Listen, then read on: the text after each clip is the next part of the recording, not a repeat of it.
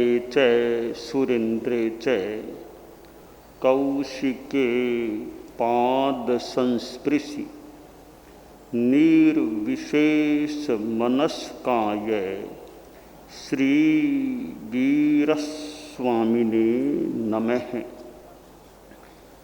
आयारो आगम में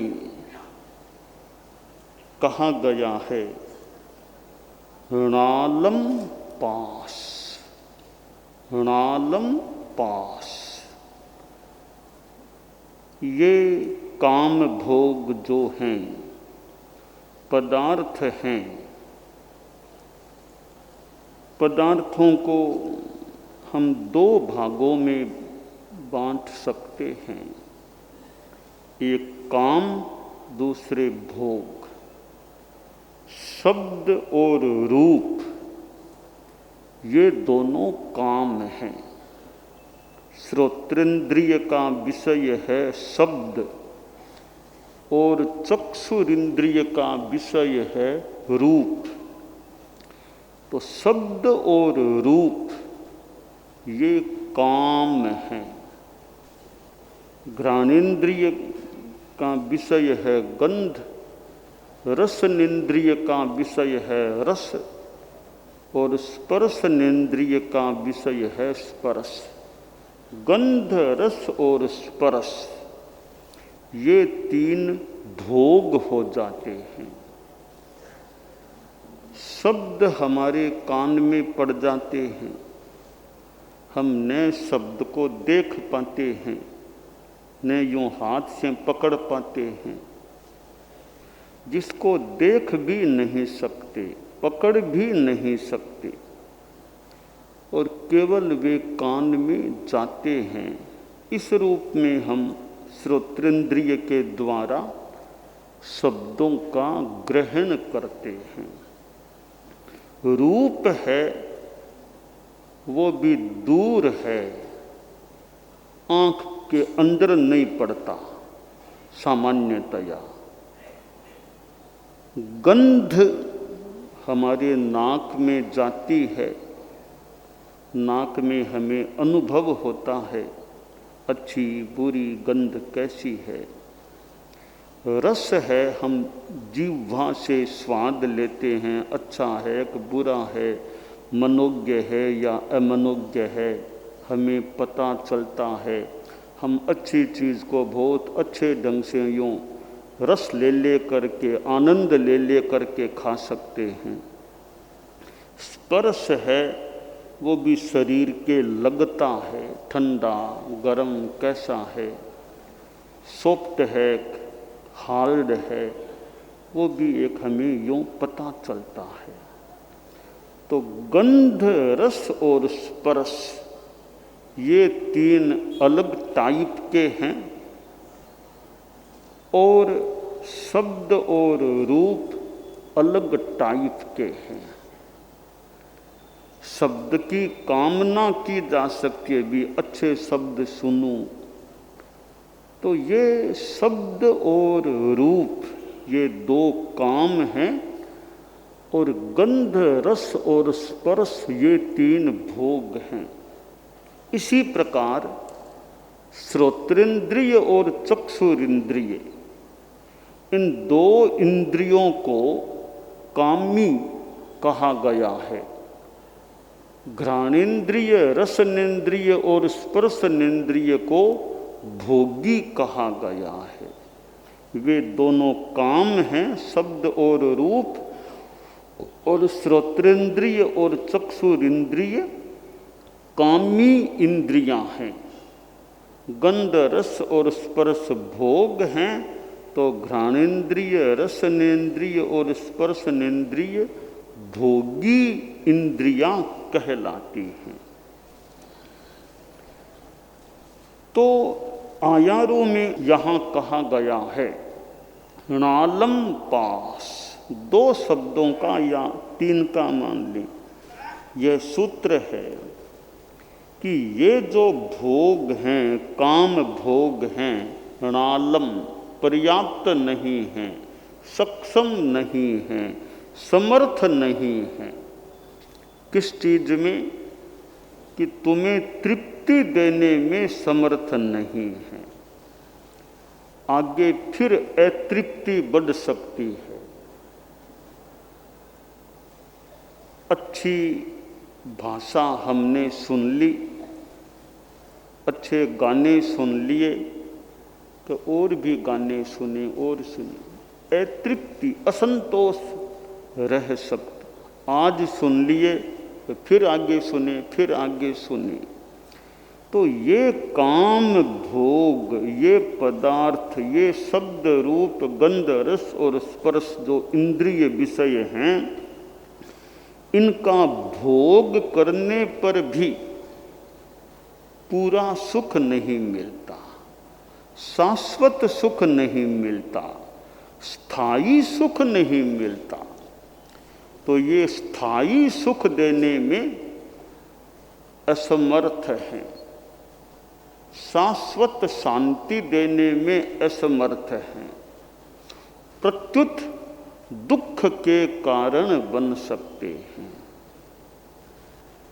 कि आज जो मिल गया अब आगे नहीं मिलेगा तो दुख, अरे वो वापिस मुझे मिला नहीं, वो चीज़ खाने को मिली नहीं जो वहाँ मिली थी। तो उल्टा दुख देने में, दुख को पैदा करने में ये निमित्त बन सकते हैं। तो सुख देते हैं तो भी थोड़ी देर का देते हैं, और बाद में ये दुख के कारण भी बन सकते हैं। तो शास्त्रकार ने कहा नालम पास, ये अलम पर्याप्त नहीं है, समर्थ नहीं है तुम्हें तृप्ति देने में। अग्नि है कि ईंधन डालते जाओ, नाग्निस्तृप्यति काष्ठानाम वन निस्तृप्यति निंधनई। ईंधन डालो और डालो और डालो कि अग्नि ईंधन से तृप्त नहीं होती। और समुद्र में पानी, नदियां आती जाए, समुद्र भी कहते हैं तृप्त नहीं होता। तो यह अतृप्ति रहती है। अब करना क्या चाहिए? करना यह चाहिए कि शब्द रूप गंध रस और स्पर्श से सुख भोगने की आदत कोई छोड़े, कि हमें तो वह सुख चाहिए जो मिलने के बाद वापिस जाता नहीं।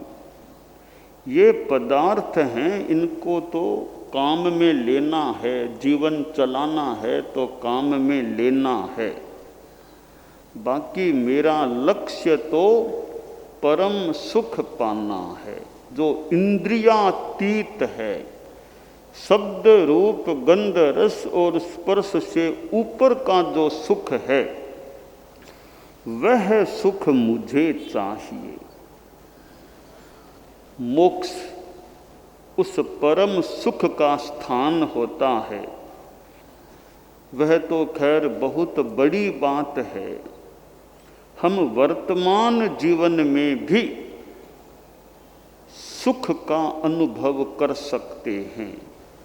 हम पदार्थों से, काम भोगों से अनासक्त हो जाएं, कोई लालसा आकांक्षा न रहे, संतोषमय जीवन हो जाए, तो इस वर्तमान मनुष्य जीवन में भी हमें उस आंतरिक सुख की अनुभूति हो सकती है कि पदार्थों की आकांक्षा नहीं है। बस जीवन चलाने के लिए जो चीज़ें चाहिए वो मिल जाए तो ठीक है। बाई चांस वो भी पूरी न मिले, कोई बात नहीं, संयम हो गया, तपस्या हो गई। कि साधु को भोजन न मिले तो, कभी भोजन न मिले तो भी ठीक है। संस्कृत में कहा गया है, लभ्यते लभ्यते साधु साधु एव न लभ्यते अलब्धे तपसो वृद्धिर लब्धे देहस्य धारणा। कि साधु को मिल जाता है तो ठीक है, आहार पानी सब मिल गया ठीक है, नहीं मिले तो भी ठीक है। कि दोनों ठीक कैसे हुए? मिल जाए तब तो मान लें ठीक है, आहार पानी नहीं मिले तो ठीक कैसे हुआ? तो श्लोककार ने कह दिया कि भाई दोनों ही ठीक है, दोनों हाथों में ही लाडू है। अलब्धे तपसो वृद्धि ही, अगर आहार पानी नहीं मिलेगा तुम्हें तपस्या का लाभ मिल जाएगा। तवोत्ति अहियाशय है, आहार पानी मिल जाएगा तो शरीर को पोषण मिल जाएगा, नहीं मिलेगा तो आत्मा को पोषण, मिलेगा तो शरीर को पोषण। इसलिए दोनों तरफ ठीक है, प्रयास कर लो। भगवान ऋषभ ने भिक्षा के लिए प्रयास तो किया पर आहार पानी मिलता, भोजन मिला नहीं। प्रयास तो करते ही रहे होंगे, गो भिक्षा के लिए जाते रहे होंगे, पर साधिक 1 वर्ष तक उनको आहार मिला नहीं। तो सहज तप हो गया, वर्षी तप हो गया, और उनका वर्षी तप आदर्श है। आज भी कितने कितने लोग जैन शासन में उनका अनुकरण करते हुए, ईसत अनुकरण, आंशिक अनुकरण करते हुए आज के जमाने का वर्षी तप करते हैं। यानी उनका जो वर्षीय तप था वो तो अलग ही टाइप का था, वो एकांतर वर्षीय तप नहीं था उनका कि आज खा लिया और कल नहीं खाया। भगवान ऋषभ का आज जैसा वर्षीय तप नहीं था, वो तो कभी नहीं खाया। साधिक 12 वर्षों तक, साधिक 13 महीनों तक एक दिन भी नहीं खाया। वो उनका अति विशिष्ट वर्षीय तप था। वर्तमान का वर्षीय तप है वो थोड़ा आसान वर्षीय तप है कि एक दिन खा लो और एक दिन नहीं खाना। इसलिए भगवान ऋषभ का थोड़ा सा अनुकरण मान ले। तो आहार नहीं मिले तो तपस्या, मिल गया तो शरीर को पोषण। काम भोग हैं, पदार्थ हैं, वे हमारे साधन बन सकते हैं। कार्य करना है तो भोजन चाहिए, भूखे तो कब तक काम कर सकेंगे? 2 दिन 4 दिन, कुछ दिन तो काम चला ले मान लो। बिल्कुल नहीं खाएंगे फिर तो काम कैसे चलेगा? इसलिए हमें इस शरीर को भाड़ा देना है। आपके नौकर होता है, आप नौकर से काम लेते हैं तो वेतन भी उसको देना होता है। वेतन देंगे तो नौकर काम करेगा, वरना वो चला जाएगा, हो सकता है। यह शरीर भी हमारा नौकर है, यह हमारा काम करता है। कितने काम हम शरीर से करवाते हैं, तो इसको भी भाड़ा, वेतन चाहिए। वेतन देते रहेंगे भोजन के रूप में, यह काम करता रह सकेगा। वेतन देना बंद कर दिया फिर यह भी काम करना बंद कर सकेगा। तो यह शरीर का वेतन है, वो फिर उचित रूप में तपस्या करना वो तो ठीक है। बाकी जितना काम लेना है विवेक से इसको फिर भाड़ा, वेतन, तनख्वाह वो भी देनी होती है। इसलिए हम भोजन करते हैं, आहार करते हैं, कपड़े भी पहनते हैं शरीर के लिए या व्यवहार को ठीक रखने के लिए। बाकी व्यवहार तो ठीक बेठीक जैसी परंपरा होती है उसके हिसाब से अचेल साधु हैं, कपड़ा नहीं भी पहनते हैं। हम सचेल हैं तो सचेलता का व्यवहार निभाने के लिए भी कपड़ा पहनना आवश्यक नहीं है। गर्मी लग रही है कपड़ा उतार दें तो थोड़ी गर्मी कम हो जाए, तो चूंकि सचेल परंपरा में हैं तो कपड़ा अपेक्षा नहीं है शरीर को तो भी पहनना पड़ता है कि भाई हम सचेल परंपरा के हैं, इसलिए कपड़ा रखना एक व्यवहार है। तो ये हम पदार्थ काम में लेते हैं तो इनका उपयोग करना है, हमें आसक्ति में नहीं जाना चाहिए। ये प्रयास कर सकें उतना करें कि पदार्थों में मेरा मोह, आसक्ति, राग न हो और द्वेष भी मेरे मन में न आए। तो आयारों में कहा गया है णालम पास, ये काम भोग तृप्ति देने में समर्थ नहीं है, पूर्ण तृप्ति पूर्ण सुख देने में ये पर्याप्त नहीं है, सक्षम नहीं है।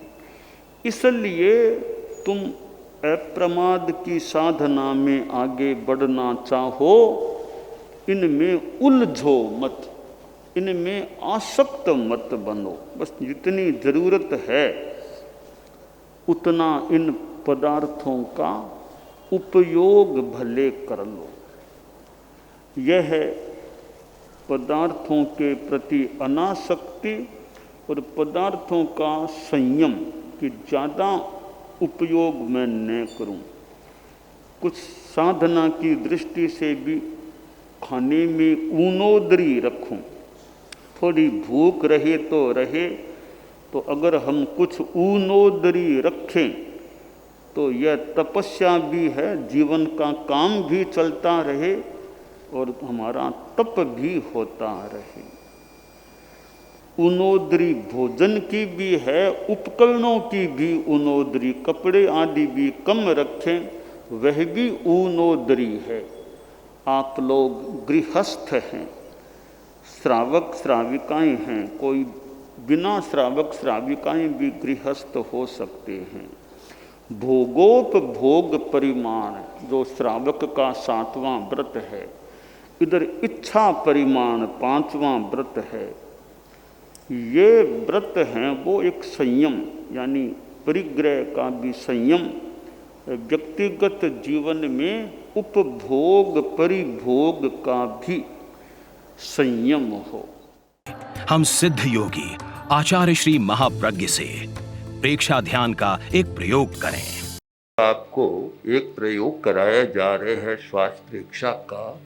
5 सेकंड में श्वास लेना है, 5 सेकंड भीतर रोकना है और 5 सेकंड रेचन करना है और 5 सेकंड बाहर रोकना है। इस प्रकार 20 सेकंड में एक श्वास।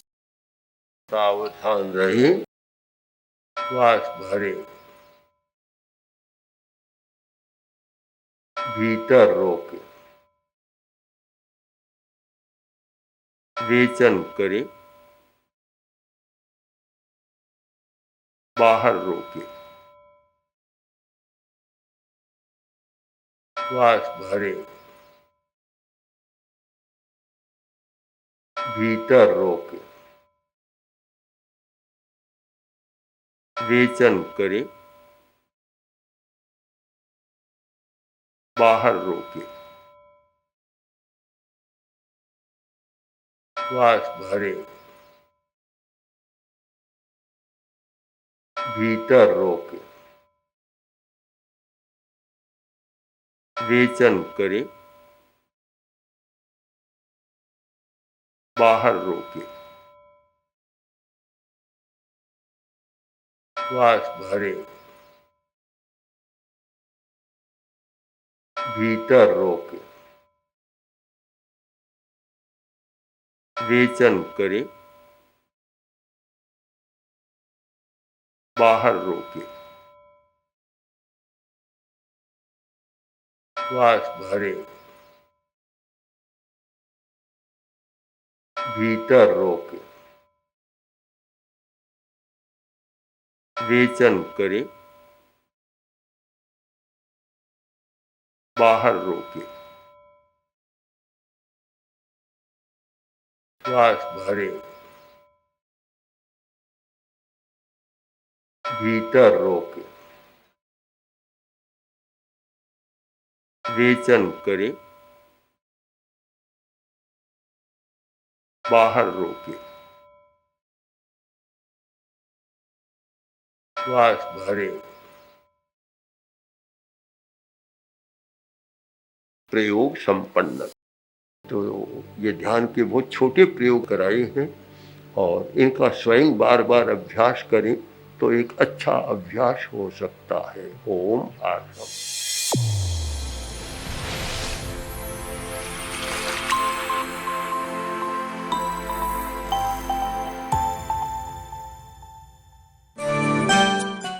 एकाग्रता, तन्मयता, अपने आप को मंगलमय अनुभव करते हुए नमो अरहंताणम, नमो सिद्धाणम, नमो आयरियाणम, नमो उवज्झायाणम, नमो लोए सब्बसाहूणम, एसो पंचणमुक्कारो सब्ब पावपणासनो, मंगलाणं च सब्बेसिं पढ़मं हवइ मंगलम। चत्तारि मंगलम, अरहंता मंगलम, सिद्धा मंगलम, साहू मंगलम, केवलिपन्नत्तो धम्मो मंगलम। चत्तारि लोगुत्तमा, अरहंता लोगुत्तमा, सिद्धा लोगुत्तमा, साहू लोगुत्तमा, केवलिपन्नत्तो धम्मो लोगुत्तमो। चत्तारि शरणं पवज्जामि, अरहन्ते शरणं पवज्जामि, सिद्धे शरणं पवज्जामि, साहू शरणं पवज्जामि, केवलिपन्नत्तं धम्मं शरणं पवज्जामि। धम्मो मंगलमुक्किट्ठम्, अहिंसा संजमो तवो, देवावितं नमंसन्ति जस्य धम्मे सयामणो। च इत्ता भारहं वासं चक्रवट्टी महिद्धिओ, सन्ति सन्ति करे लोए पत्तो गइमणुत्तरम। देव दानव गंधर्वा जख रक्षस किन्नरा, बंभयारिं नमंसन्ति दुक्करं जे करन्ति तम्। मंगलं भगवान् वीरो, मंगलं गौतमो गणी, मंगलं स्थूलभद्राद्यः जैनधर्मोऽस्तु मंगलम्। मंगलं मतिमान् भिक्षुः, मंगलं भारमल्लकः, मंगलं रायचन्द्राद्या, मंगलं तुलसी गुरुः, महाप्रज्ञोऽस्तु मंगलम्। तेरा पंथोऽस्तु मंगलम्। विघ्नहरण मंगलकरण, स्वामी भिक्षुनो नाम, गुण ओळख समरण किया, सर अचिंत्या काम। विघ्नहरण मंगलकरण, स्वामी भिक्षुनो नाम, गुण ओळख समरण किया, सर अचिंत्या काम। विघ्नहरण मंगलकरण, स्वामी भिक्षुनो नाम, गुण ओळख समरण किया, सर अचिंत्या काम। सर अचिंत्या काम, सर अचिंत्या काम। एक दिवसीय त्याग आज आज के लिए धारणानुसार त्याग है।